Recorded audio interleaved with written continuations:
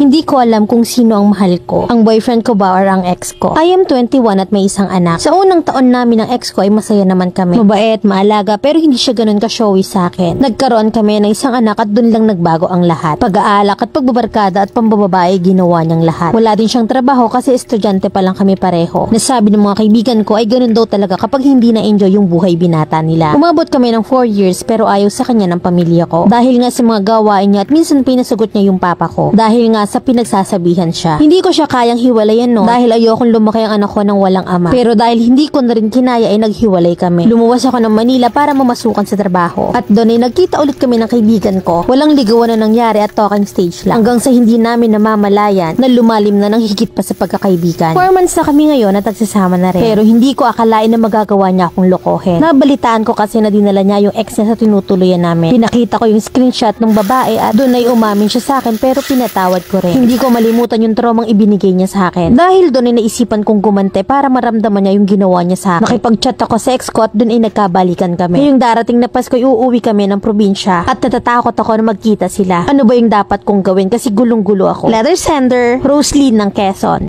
Naglaro ka naman ng ganda-gandahan. Pare-pareho kayong red flag. Si ex na ka rin yung brutal. Si present naman loloko at ikaw rin naman loloko. Wala akong itulak kabikin sa inyo, kalasan mo pareho. Kahit yung karma liyong-liyo eh.